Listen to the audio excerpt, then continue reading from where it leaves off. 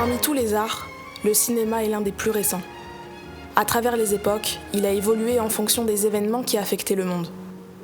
Le 7e art nous reflète, il joue donc un rôle important sur notre manière d'être. C'est pour cela qu'il est intéressant de savoir qui domine cette industrie. Je suis partie à la rencontre de femmes présentes dans le processus de fabrication d'œuvres audiovisuelles et cinématographiques. Elles m'ont raconté leur parcours professionnel et leur intégration dans l'industrie. La part de femmes est incontestablement minoritaire. Elles ont donc donné leurs avis sur l'absence de diversité et sur l'impact qu'il peut produire dans un art aussi puissant dans une société de l'image.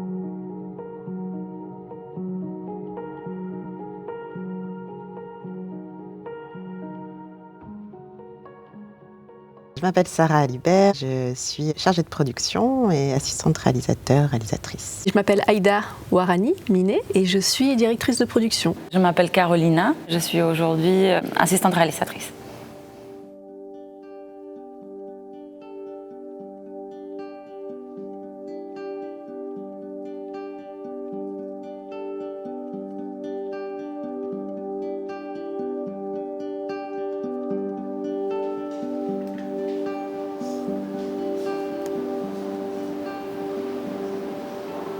On a fait un tournage du coup en plan séquence, mais on savait qu'on avait un raccord à faire et qu'on ne pouvait pas tourner en séquence au début.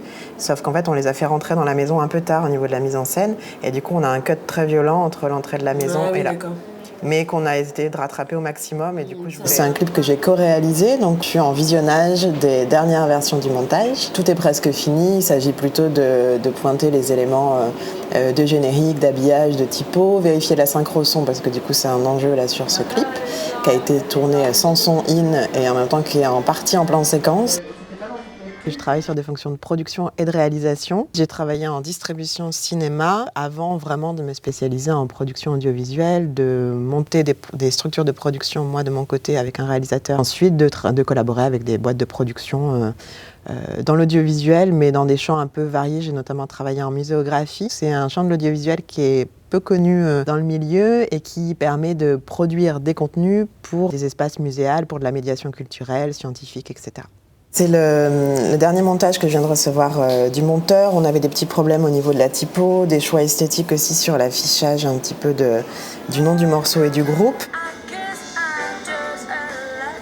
On est vraiment sur la phase de fin de post-prod et en même temps commencer à la phase de développement d'un nouveau projet qui va inclure l'écriture, la recherche de financement, etc. avant d'être vraiment en production. Donc ça, c'est vraiment ma bible, ce qui permet d'échanger avec le producteur, avec le réalisateur, de tout valider, bien sûr, en termes de mobilisation des comédiens de planning. Donc là, on avait un nombre de rôles et de figures assez important. C'était dans le secteur de la muséographie, donc c'était une configuration assez exceptionnelle, avec du coup un plan de travail découpé à l'heure et demie sur les différents plans séquences.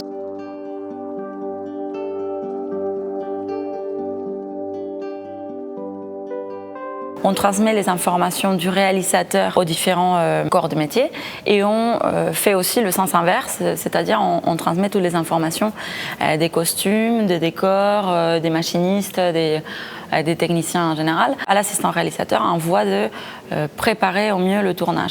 Je vais suivre la fabrication du film, donc suivre d'un point de vue artistique et en même temps de pouvoir garder un œil sur les conditions administratives dans lesquelles est fait le film et les conditions juridiques. Pour le coup, à ce poste-là de direction, il y a, je pense, peu de femmes.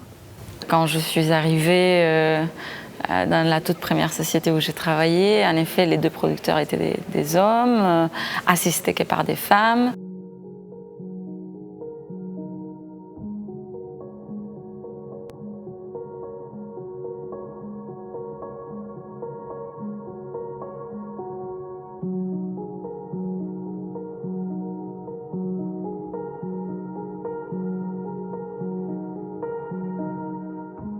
On trouvera le plus de femmes, ce sont sur des postes d'assistanat de production, des postes administratifs, même en HMC, qui ne sont pas forcément dans une dénomination de cadre. C'est les métiers, on va dire, de l'antichambre du cinéma. Ce n'est pas ceux où on est sur le plateau, en première ligne, au vu de tout le monde, ni à la réal, ni à la technique.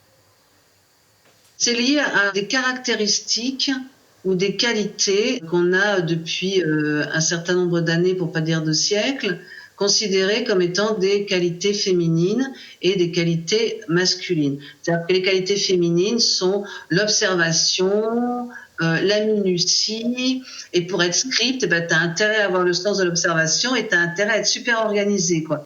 Quand j'ai cherché à travailler dans le cadre, c'est vrai que les retours, c'était beaucoup, parce qu'à l'époque, les caméras, elles étaient grosses, elles étaient lourdes, etc.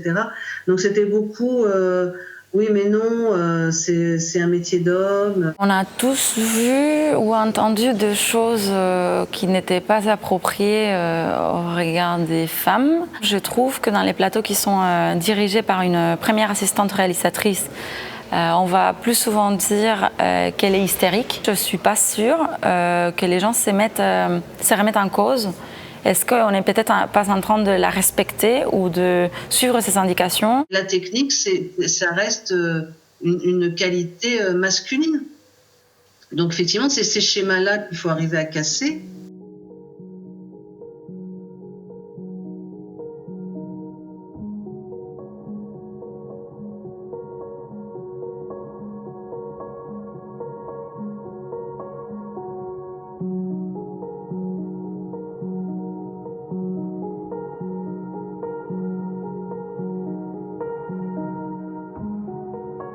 Souvent, les postes administratifs sont ceux qui sont les plus pérennes.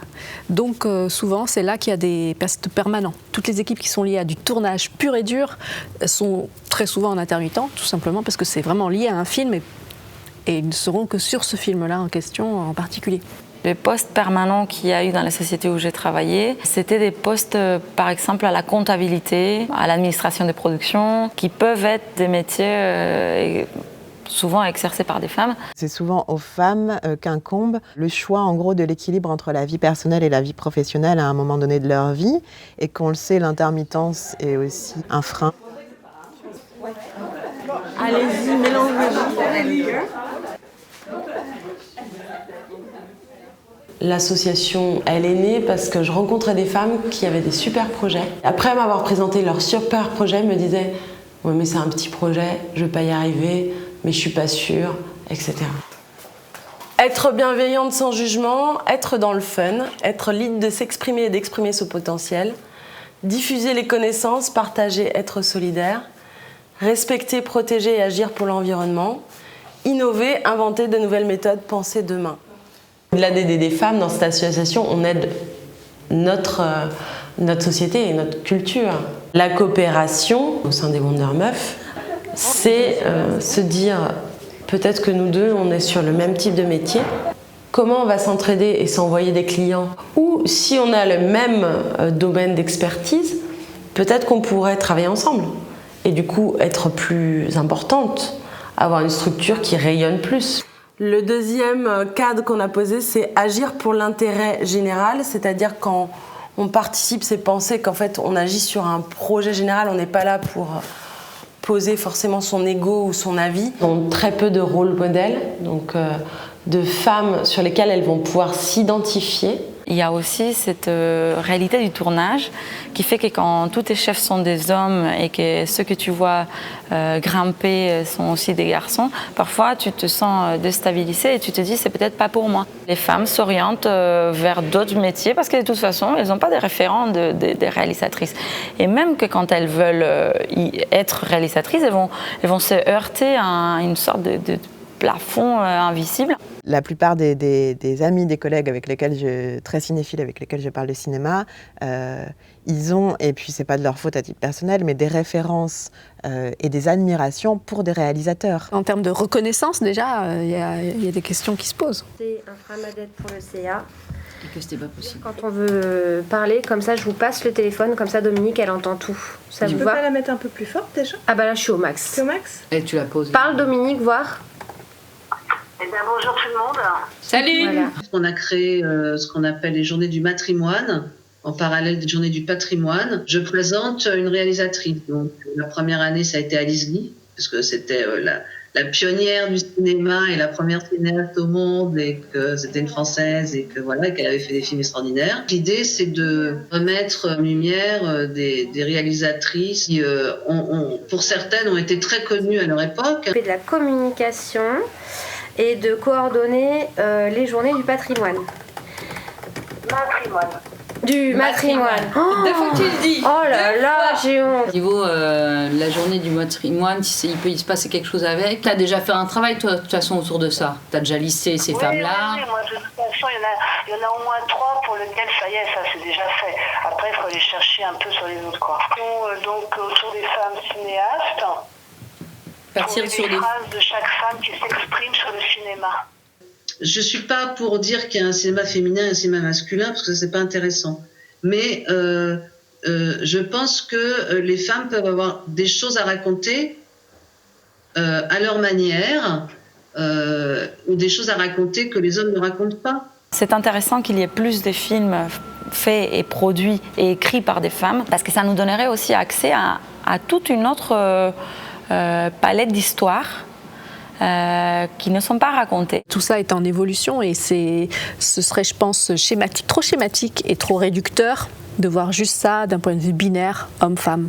Parce qu'il peut y avoir des sensibilités, des très très belles sensibilités chez les hommes, et elles seraient pas à annuler juste parce qu'on veut une parité. Par contre, il s'agit aussi de regarder qu'il y a des sensibilités tout aussi extraordinaires et qui peuvent apporter un autre regard chez les femmes, et que c'est important d'avoir les deux. Plus on va être égalitaire sur les postes de productrices, de directrices de production, de réalisatrices qui sont décisionnaires, valorisées, etc. dans la construction d'une œuvre filmique, plus on va, par effet vertueux, retrouver de l'égalité aussi tout au long de la production et de la diffusion de l'œuvre. Pour qu'une société fonctionne, soit riche et saine, il faut des regards de la diversité.